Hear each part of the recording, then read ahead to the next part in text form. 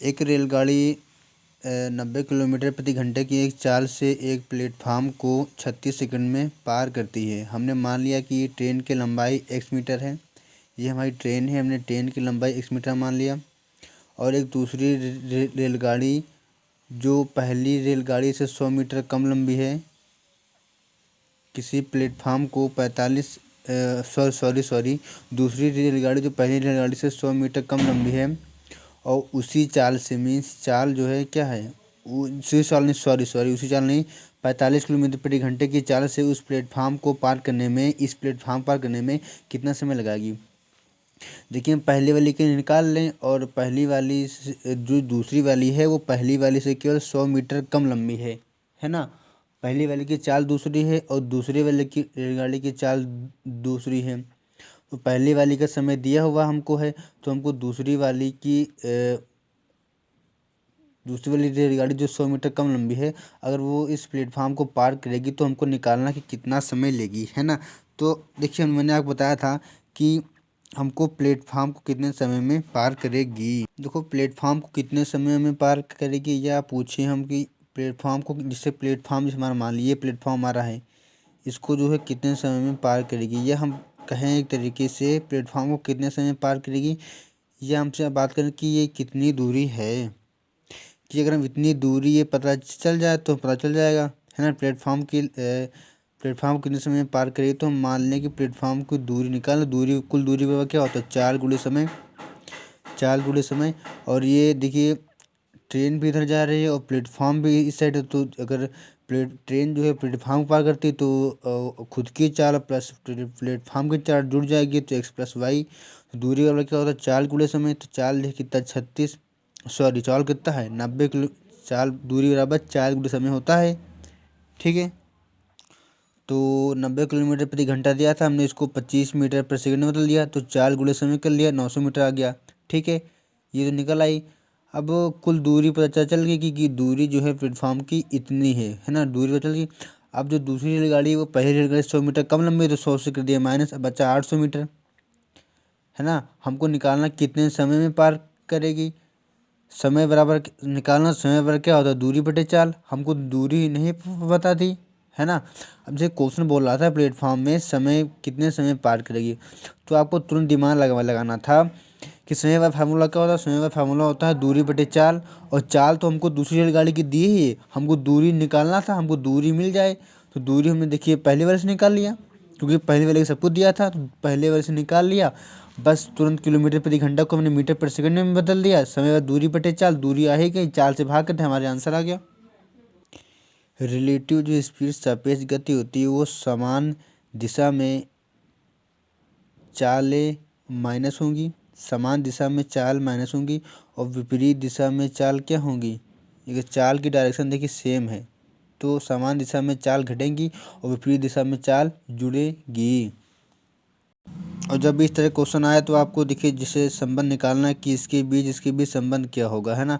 तो अपने से ऊपर जनरेशन के लिए 1+1 करेंगे और ऊपर जनरेशन के लिए +2 कर देंगे, और जिसके बीच हमको निकालना हम केवल उन्हीं के बीच चेक करेंगे, है ना। सब जैसे लिखा है वैसे इसमें समझ लेंगे।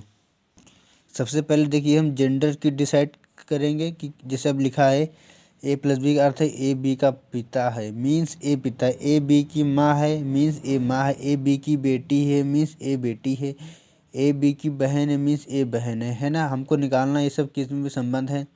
तो अगर हमसे बड़ा है तो +1 कर देंगे, हमसे कोई छोटा है तो अगर हमारे बराबर का है तो उसमें 0 जोड़ेंगे, मतलब कुछ नहीं जोड़ेंगे।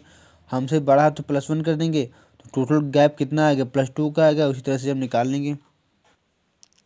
एक रेलगाड़ी की मोटरसाइकिल की जो चाल है, एक मोटरसाइकिल की जो चाल है 25 किलोमीटर प्रति घंटा की चल रही है, और प्रति घंटे के अंत में जो है 7 किलोमीटर प्रति घंटा की वृद्धि होती है, तो यह 225 किलोमीटर की दूरी तय करने में कितना समय लेगी, है ना। हमको मतलब 225 टोटल तय करवाना है, हमको ज़्यादा नहीं होना चाहिए। तो 25 किलोमीटर प्रति घंटे शुरुआत होती है और प्रति घंटे में 7 की वृद्धि होती है, तो 25 7 32 7 39 46 53। हम 53 तक ही क्यों गए, क्योंकि 53 तक जो योग देखिए 195 हो रहा था। अगर 153 में हम 7 जोड़ लेंगे 60 हो जाएगा, तो जो कि 225 से ज़्यादा हो जाएगी, लेकिन हमको 225 ज़्यादा हमको नहीं लेना है ना। अब माइनस कर लेंगे हम 225 से कितना 195 माइनस कर देंगे बराबर कितना आएगा 30। 30 आएगा और कितनी मतलब आगे की थी 60 कर दिया। 30/60 बराबर 1/2 घंटा आ गया। ठीक है, 1 2 3 4 5 कर दे, इसलिए 5.5 घंटा इसमें लगेगा। आप इसको ऐसे भी हल कर सकते हैं, बारंबारता और संचय बारंबारता से भी। 25 सेम है और है ना, 25 सेम, 25 में 7 घंटे, हर घंटे में 7 की वृद्धि होती है तो 25 7 32 हो जाएगा। हम 32 लिखेंगे, फिर इसको जोड़कर यहाँ पे लिखेंगे। ठीक है, अब 32 फिर हर घंटे में 7 की वृद्धि होती है 39 लिख दिया, और 39 हम जोड़ के ऐसे ही लिख देंगे, तो ऐसे ऐसे हमारा आ जाएगा 225, है ना।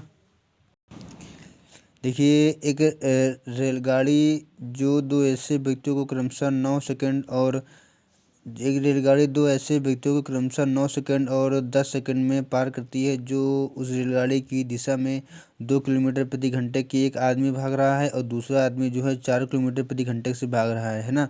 और ट्रेन जो है, तो हमको निकालना कि ट्रेन की लंबाई क्या होगी, है ना। देखिए, एक रेलगाड़ी, और मैंने आपको बताया था कि रेलगाड़ी का यहाँ पे निकालना रेलगाड़ी की लंबाई क्या होगी। मैंने आपको बताया था कि रेलगाड़ी की लंबाई कहो, रेलगाड़ी की लंबाई कहो जाए इतनी हमको दूरी पता चल जाए, या रेलगाड़ी की लंबाई क्या होगी, या अगर इतनी दूरी पता चल जाए तो हमको रेलगाड़ी की लंबाई पता चल जाएगी और दूरी तो पता हो जाएगी। तो फॉर्मूला होता है दूरी बराबर चाल गुणे समय, और इन दोनों के बीच डिस्टेंस जो है समान है। क्या है, इन दोनों के बीच चाल समान है ना। जो रेलगाड़ी की चाल इसमें है, इसमें रेलगाड़ी की जो है दूरी समान है, डिस्टेंस। तो दूरी बराबर क्या होता है, चाल गुणे समय। अब चाल यहाँ पे देख रहे हैं x-2 हुआ, क्योंकि समान दिशा में था। अगर समान दिशा में होंगी तो चालें घटेंगी। ट्रेन की चाल x है, व्यक्ति की चाल 2 किलोमीटर प्रति घंटा थी, तो x-2 हो, क्योंकि समान दिशा में चल रही हैं। दूरी बराबर चाल गुणे समय। चाल किलोमीटर प्रति घंटा में दिया है, 2 किलोमीटर प्रति घंटा दिया हुआ था। हमने इसको 5/18 करके मीटर पर सेकंड में बदल दिया, और 9 सेकंड तुमको दिया ही था। और दूरी, दूसरी भी दूरी, इसको भी ट्रेन पार करेगी। दूरी बराबर क्या होता है, चाल गुणे समय। तो समान दिशा में तो समान दिशा में चाल एक घटती हैं, तो x-4 गुणे 5/18 का 5/18 से 5/18 कैंसिल कर लिया। अब यहाँ से हमने x की वैल्यू निकाल लिया, x की वैल्यू किसी में पुट कर लिया, हमारा यही आंसर आ गया। तो इसको ऐसे भी हल कर सकते हैं।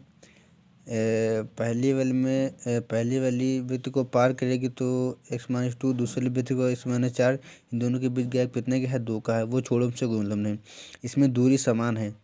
अगर दूरी जो है मतलब कि जो ट्रेन पहले वृत्त को पार कर रही है 2 किलोमीटर प्रति घंटे से, वही ट्रेन जो है इसी वृत्त को पार कर रही है। मतलब एक बीच में ट्रेन चल रही है और अगल बगल दो व्यक्ति भाग रहे हैं, एक 2 किलोमीटर प्रति घंटा से, 4 किलोमीटर से। मीन्स ट्रेन की जो है लंबाई को हो या ट्रेन की दूरी को हो, या उनकी बीच दूरी को समान है, मीन दूरी समान है। अगर दूरी समान होगी तो आपको वैसे भी पता है कि चाल व समय एक दूसरे के क्या होते हैं, अपोजिट होते हैं। तो समय के यहाँ अनुपात दिया हुआ था 9 और 10, तो चाल का जस्ट इसका हो जाएगा अपोजिट। इसके बीच अंतर कितने का, 1 का। इसके बीच अंतर 1 का है, इसके बीच गैप कितने का है, 2 का है। तो 1 बराबर कितना हो, 2 हो जाएगा। तो 10 बराबर इन्होंने क्या निकाल लिया है ना। 10 बराबर निकाल लिया है। तो और इसकी वैल्यू भी दिया भी था x-2, तो 10 इन्होंने डायरेक्ट लिख दिया, x-2 बराबर 20 लिख दिया, तो x बराबर हमारा 22 आंसर आ चुका है। यहाँ पे आप ऐसे भी निकाल सकते थे। दूरी बराबर चाल गुणे समय हमको निकालना क्या है, दूरी बराबर चाल गुणे समय। तो चाल कितनी दी है, यहाँ पे चाल दिया है, चाल हमने निकाल लिया है 20 किलोमीटर प्रति घंटा।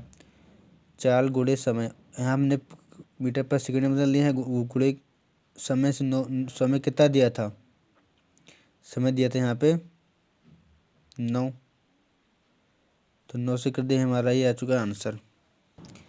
ये आपको और एक न्यू कॉन्सेप्ट है, दूरी पर दिशा का कोई प्रभाव नहीं पड़ता है। दूरी पर दिशा का कोई प्रभाव नहीं पड़ता है, चाल पर प्रभाव पड़ता है। दूरी जिसे है ना, दूरी पर जो है दिशा का कोई प्रभाव नहीं पड़ता है। आपको ध्यान रखना है, दूरी पर प्रभाव नहीं पड़ता है, केवल और केवल चाल पर प्रभाव पड़ता है।